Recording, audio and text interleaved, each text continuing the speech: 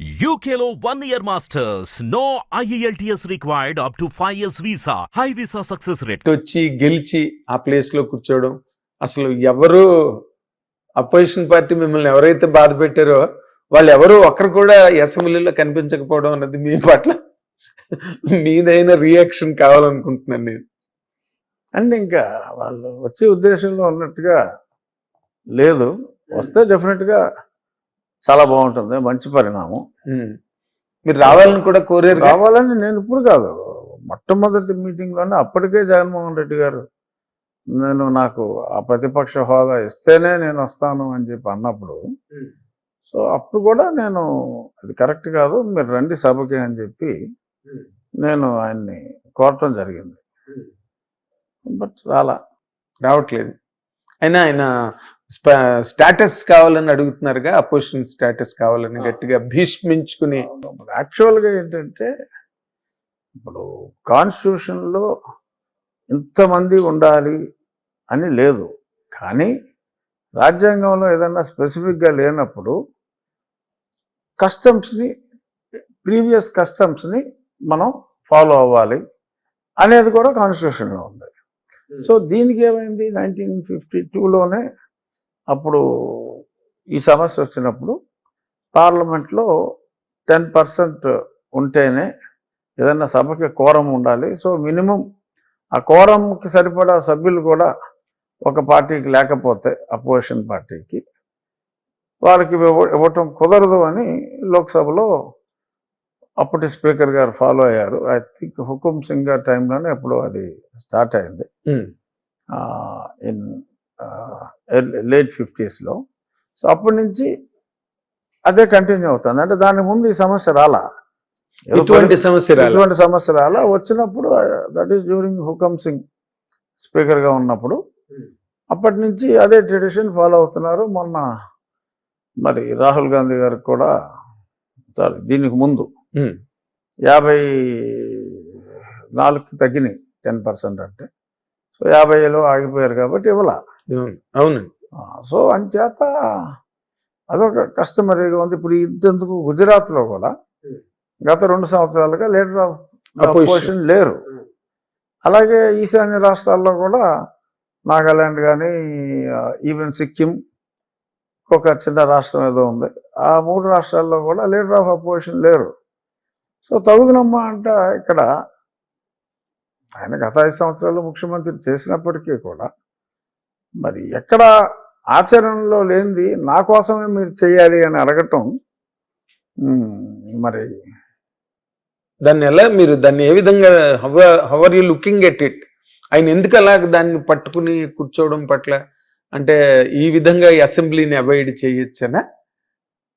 ఏమో, ఒక ఉప డిప్యూటీ స్పీకర్గా I wanted everybody to attend, of course. So ఆయన వస్తే బాగుంటుందని అనుకుంటున్నాం. ఆయన అయితే నాకు సమయం ఎవరు అనే ఒక భావనలోకి వెళ్ళిపోయారు.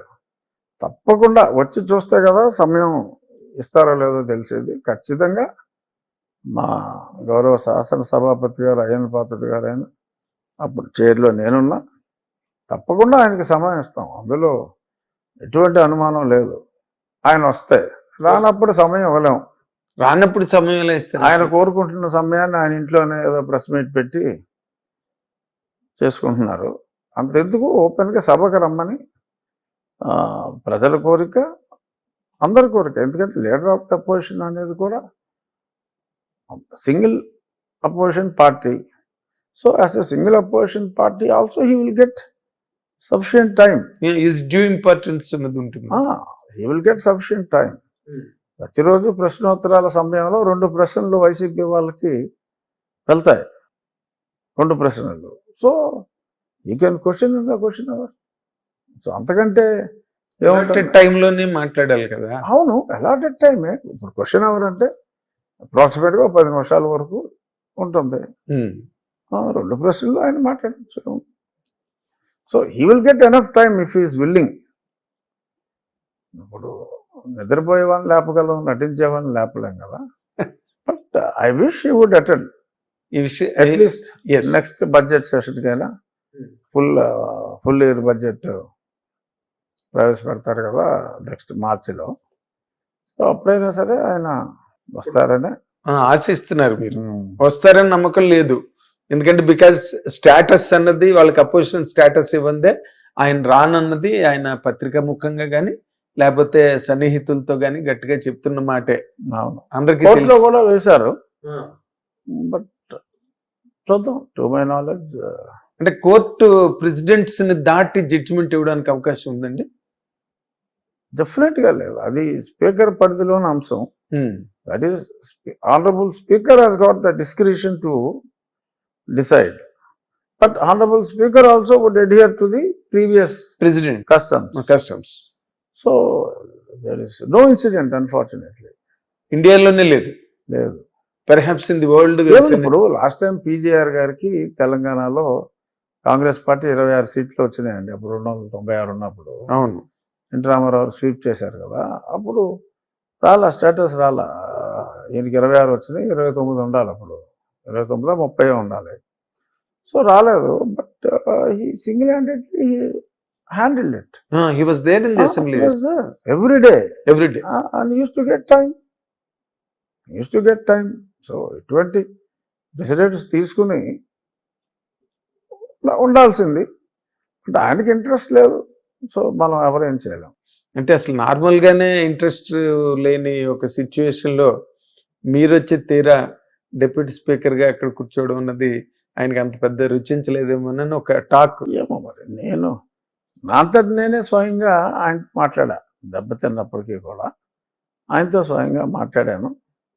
ఇప్పుడు నేను ఆ స్థానంలో డిప్యూటీ స్పీకర్ స్థానంలో ఉన్నాను కాబట్టి ఎమ్మెల్యేలు అందరినీ కూడా గౌరవించవలసిన బాధ్యత నా మీద ఉంది. ఆయన ఏ పార్టీకి సంబంధించిన వ్యక్తిగతం నా కేసులు అవి ప్యారలల్గా నడుస్తూ ఉంటాయి. బట్ ఒక శాసనసభ్యుడిగా తప్పకుండా జగన్మోహన్ రెడ్డి గారికి గౌరవం ఇవ్వటం జరుగుతుంది తప్ప ఆయన్ని వేరే కించపరిచే విధానమే ఉండదు. మా స్పీకర్ గారైనా నేనైనా ఆయనకి ఒక శాసనసభ్యుడిగా, ఒక పార్టీకి నాయకుడిగా డెఫినెట్గా he will get his due, no doubt. కాకపోతే ఇప్పుడు మీ కేసు ఒకటి రన్ అవుతుంది కదా, అది అసలు ఎంతవరకు వచ్చినట్టు, ఎక్కడ ఆగినట్టు, అసలు ఎక్కడ ఆద్యంతాలు తెలియట్లేదు. దీని మీద నాకు కొన్ని పరిమితులు ఉన్నప్పటికీ ఏది మాట్లాడాలి ఏది మాట్లాడకూడదని దీని గురించి అయితే ఇబ్బంది లేదు. నేను ఆ కేసు విషయం అయితే వచ్చింది. ఈరోజు పేపర్లో చూసిన దాని ప్రకారం ఇప్పటికీ 4 కానిస్టేబుల్స్, హెడ్ కానిస్టేబుల్స్ లెవెల్లో వాంగ్మూలాలు 164 స్టేట్మెంట్స్ తీసుకున్నారట. ఇంకా స్లోగా it will nothing, it appears they are very serious, no doubt. తర్వాత విజయపాల్ గారు బెయిల్ అడిగాడు, అది రేపు item number 6 in supreme court. తనైతే ఏం గుర్తులేమని చెప్తున్నారట. గుర్తు లేకపోవడం ఏంటండి, అంత సీరియస్ ప్రొసీడింగ్స్. మరి ఫన్నీ పార్ట్ కదా అది. Sudden memory loss. పవిత్ర బంధం సినిమాలో నాగేశ్వరరావుకి అలా కొన్ని సినిమాల్లో చూస్తాం కదా, గతం మర్చిపోయారు. అది ఈజ్ ఇట్ మెడికల్లీ అలౌడ్ అండి? లేదు, హీ హాస్ టు కోఆపరేట్. అంటే is there any chance that medical department doctors can interfere in to this constitutional గా? ఏమని నాకు ఐఎమ్ నాట్ థరో, బట్ ఒక కాన్స్టిట్యూషనల్ పోస్ట్ లో ఉన్నప్పుడు if someone has become insane or lost his memory, they are not eligible to continue in that post. But ఇతను ఒక retired person కదా, recent గా రిటైర్ అయ్యాడు. అవునండి. But it's a smart guy. So చాలా విచిత్రం రెండు కూడా. ఆయనేమో అన్ని చాలా అంటే what you call very strange గా ఉన్నాయి కొన్ని ప్రొసీడింగ్స్. అయితే ఆయనేమో గుర్తులేదని చెప్పడం, ఈయనేమో స్టాటస్ తగ్గ సంఖ్య లేకపోయినప్పటికీ స్టాటస్ అడగడం, ఏదో something very strange and weird is going and there. Weird. అయితే ఇప్పుడు మీరు బేసిక్ గా మీరు అంటే just I'm touching your personal friend sir. ఇప్పుడు నార్మల్గా మీరు యథేచ్ఛగా విశృంఖలంగా మాట్లాడే వ్యక్తి ఏ విషయం మీదైనా ఎలాగైనా. అలాగని you have never hurt anybody. But Chandrababu Naidu గారు చెప్పినట్టుగా కుండ బద్దలు కొట్టినట్టు మాట్లాడడం అనేది మీకు అలవాటు. బట్ ఇప్పుడు మీరు మొన్న అసెంబ్లీలో కూడా దాని మీద చిన్న ఆహ్లాదకరమైన సంభాషణ జరిగింది. మీరు మాటలకు కట్టుబడుతున్నారని, మాటలకు నేను ఇంకా కట్టుబడతానని మీరు చెప్పడం, ఇదంతా కూడా ఒక బాన్హమీ సిచ్యుయేషన్ అక్కడ అసెంబ్లీలో క్రియేట్ అయింది. మీరు నిజంగానే అలాగ మాటలు కంట్రోల్ చేసుకుని అలా ఉండగలరా సార్ నిజంగా మీరు? తప్పకుండా ఉండగలను. నేను ఇంతకుముందు కూడా కంట్రోల్ తప్పి ఎప్పుడు మాట్లాడను. నో కంట్రోల్ తప్పి ఎప్పుడు మాట్లాడలేదు మీరు. ఎప్పుడు you have been with in your control and permissibility. భాష విషయంలో కూడా ఎప్పుడు కంట్రోల్లోనే ఉన్నాను. ఇప్పుడు మీరేంటి తాజాగా తీసుకుంటున్న జాగ్రత్తలు, being a deputy speaker of the house? ఇంకొంచెం ఇదివరకే ఎప్పుడు భాష విషయంలో కానీ ఎక్కడ మీరు పుల్లు పోలేదు. బట్ ఇప్పుడు ఇంకొంచెం అంటే అసెంబ్లీలో చైర్లో ఉన్నప్పుడు ఇంకాస్త అంటే మరి వాడుక భాష పూర్తి వాడుక భాష కాకుండా వాడుక భాషలో కొన్ని పదాలు కొలిక్వల్ టర్మ్స్ వచ్చేస్తాయి, కొంచెం ఇబ్బంది పెట్టవచ్చు. సో అక్కడ ఆ సభా గౌరవాన్ని కాపాడాలి. ఎవరైనా అలాంటి పదాలు మాట్లాడినప్పుడు కూడా ఆ పదాలని తొలగించవలసి రావచ్చు రికార్డ్స్ నుంచి. ఎందుకంటే నేను పార్లమెంట్లో ఉన్నాను కాబట్టి ఒక 5 సంవత్సరాలు ఒక్కరోజు తప్పితే నేను పార్లమెంట్ ఏ రోజు మాల్లా. Every day I use to be there almost. ఏదన్నా లంచ్కి వెళ్ళినప్పుడు ఎప్పుడైనా ఒక 5 నిమిషాలు 10 నిమిషాలు లేట్ అవడం తప్ప అసలు నేను మార్నింగ్ టిల్ క్లోజర్ ఎప్పుడు కూడా అత్యధిక సమయం పార్లమెంట్లో ఉన్నది బహుశా నేను అయి ఉంటుందేమో. అది ఎవడో మెజర్ చేయలేదనుకోండి. అవును. సో అలాగా ఆ రూల్స్ కమిటీలో కూడా సభ్యుడిగా ఉన్నాను నేను పార్లమెంట్లో. స్పీకర్ గారు చైర్మన్, నేను సభ్యుడిగా కూడా ఉన్నా. సో అంచేత కొంచెం కొద్దిమందికి మొదటి సెషన్లో కాస్త ఇబ్బంది పడినట్టుగా అనిపించింది నాకు. ఎందుకంటే ప్రశ్నోత్తరాల సమయానికి 0 అవర్కి పెద్దగా డిఫరెన్స్ లేకపోవటం, ఎవరికి వాళ్ళు తోచిందంతా చెప్పేయటం, 25 నిమిషాల నుంచి 35 నిమిషాలు ఒకే ప్రశ్నకి సమయం తీసుకోవటం. అంటే ప్రశ్నగా కాకుండా ఒక ఉపన్యాస ధోరణిలో వద్దు, సూటిగా ఉండాలి, సూటిగా ఆ ప్రశ్న ఉండాలి. మంత్రి గారి సమాధానం కూడా సూటిగా ఉండాలి.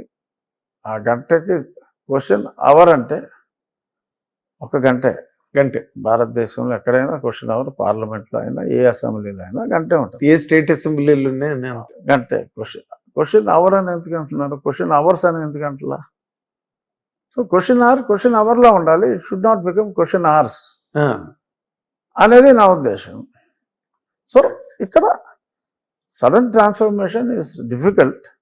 సో గ్రాడ్యువల్లీ డెఫినెట్గా ఇప్పుడు 0 అవర్లో కూడా డెఫినెట్గా సభ్యులు 2 నిమిషాల్లోనే క్లుప్తంగా బట్ సంక్షిప్తంగా కూడా చెప్తున్నారు.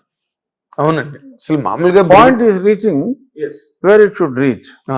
సో వాళ్ళ సమస్య 0 అవర్ అంటే okay, matter of public importance. So ఆ పబ్లిక్ ఇంపార్టెన్స్ గురించి వారి నియోజకవర్గంలో కానీ రాష్ట్రంలో కానీ ఇప్పుడు ఇది జరుగుతుంది. So I want to bring this to the notice of the concern minister through the speaker. So precisely that is what meant. It's that are is meant for that. So దానికి అది కాకుండా ఇంకేదో డిఫరెంట్ డైరెక్షన్లో వెళ్ళినప్పుడు ఆ పాయింట్కి వస్తే బాగుంటుంది. ఈ 0 అవర్ ఉద్దేశం అది అని చెప్పి చెప్తున్నా 1-2 సార్లు. బట్ ఇమీడియట్గా 8 రోజుల్లో నేను సభా నిర్వహణలో ప్రతిరోజు కొన్ని గంటల పాటు ఉన్నా. అవును. సో ఉన్నప్పుడు I tried my best to convince.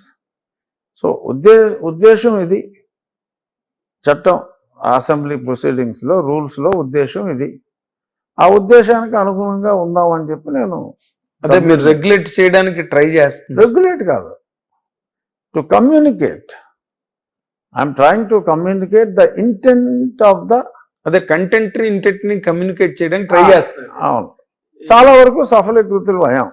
ఓ సఫలీకృతులు అయ్యారని చెప్పు. ఖచ్చితంగా. ఎందుకంటే నేను ఒక 3 days బ్యాక్ 50 నిమిషాల సమయంలో ఆల్మోస్ట్ 26 పీపుల్కి I could give chance in 0 hour, which has never happened. Which has never happened. Exactly. So మీతోనే ప్రారంభం. people are very happy because they were able to exactly pinpoint their constituency problem. That is what it is meant. That hour is meant for that. Meant for that. Meant. So ఏమవుతుందంటే 2.5 hours question అవర్కి వెళ్ళేటప్పటికి 0 hourని తీసేయవలసి వస్తుంది. Other business, important business ఉంటుంది కాబట్టి యాక్చువల్గా 0 hour is very important. అవునండి. So దానికి సమయం, ప్రశ్నోత్తరాల సమయం దీన్ని మింగేస్తుంది. సో అంచేత ప్రశ్నోత్తరాల సమయం ప్రశ్నలుగా వాడుకుంటూ 0 hour 0 hour 0 hourగా వాడాలనే ఉద్దేశంని మా శాసనసభ్యులకి ఎక్స్ప్లెయిన్ చేస్తూ పీపుల్ ఆర్, మా సభ్యులందరూ కొంతమంది చాలా అసౌకర్యాన్ని మనం చూసాం. అంటే అసౌకర్యం కొంచెం ఉన్నా కూడా సోషల్ మీడియాలో ఎగ్జాగరేట్ చేసేస్తారు. ఇప్పుడు నేను మృదువుగా చెప్పిన ఎమ్మెల్యేలపై కోప్పడ్డ డిప్యూటీ స్పీకర్ అంటున్నారు. అవతల వాళ్ళు కొంచెం అసౌకర్యం ఫీల్ అయితే డిప్యూటీ స్పీకర్పై అసహనం ప్రదర్శించిన ఎమ్మెల్యేలని సాక్షిలో వస్తుంది. సో అలా తప్పదు. ఎందుకంటే స్పీకర్ గారి ఇంటెన్షన్ అయినా నా ఇంటెన్షన్ అయినా ఇట్స్ వెరీ క్లియర్. ప్రతి వారికి అవకాశం రావాలి.